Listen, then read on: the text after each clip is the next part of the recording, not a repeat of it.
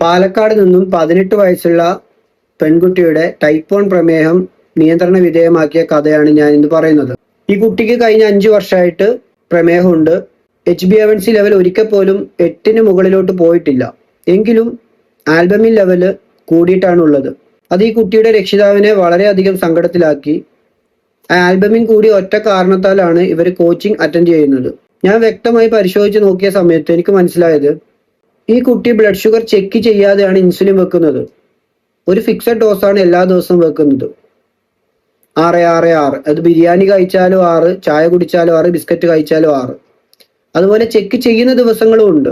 1-2 പ്രാവശ്യം മാത്രമേ ചെക്ക് ചെയ്യാറുള്ളൂ. നമ്മൾ ഏറ്റവും കൂടുതൽ പ്രാധാന്യം കൊടുക്കുന്നത് ബ്ലഡ് ഷുഗർ ചെക്ക് ചെയ്ത് നോക്കുന്നതിനാണ്.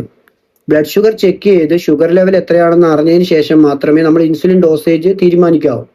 അതുപോലെ ഭക്ഷണമാണെങ്കിൽ ഭയങ്കര നിയന്ത്രണമാണ്. സാധാരണ നേരെ തിരിച്ചാണ്.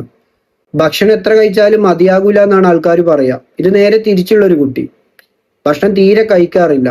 ഈ കുട്ടി 2 ആഴ്ച കൊണ്ട് തന്നെ സക്സസ്ഫുൾ ആയി. ഭയങ്കര ഫോളോ അപ്പ് ആണ്, പറയാതെ വയ്യ. ഉമ്മയും മകളും ഒരിക്കൽ പോലും എനിക്ക് നെഗറ്റീവായിട്ട് ഒന്ന് സംസാരിക്കേണ്ടി വന്നില്ല. അതുപോലെ ഫോളോ അപ്പ് ചെയ്യും. ക്ലാസ്സും കാര്യങ്ങളൊക്കെ കൃത്യം അറ്റൻഡ് ചെയ്യും. ബാലൻസ് ആയിട്ട് ഫുഡൊക്കെ കഴിച്ച് കൃത്യമായിട്ട് എനിക്ക് ഫോട്ടോ അയച്ചു തരും. റീഡിങ്സ് എപ്പോഴും എല്ലാ ടൈമും റീഡിങ്സ് കാര്യങ്ങളൊക്കെ അയച്ചു തരും.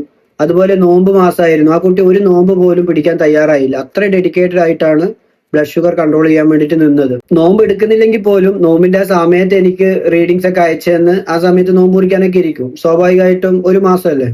എങ്കിൽ പോലും ഷുഗർ ലെവലൊന്നും വലിയ രീതിയിൽ കൂടി പോകാറില്ല. നിങ്ങളും ബ്ലഡ് ഷുഗർ നിയന്ത്രണ വിധേയമാകാതെ കഷ്ടപ്പെടുന്ന ഒരാളാണെങ്കിൽ പെട്ടെന്ന് തന്നെ കോച്ചിങ്ങിൽ കയറിക്കോ. നമുക്ക് ഫാസ്റ്റ് ആയിട്ട് കാര്യങ്ങൾ പഠിച്ച് ഏറ്റവും ബെസ്റ്റ് റിസൾട്ട് ഉണ്ടാക്കിയെടുക്കാം.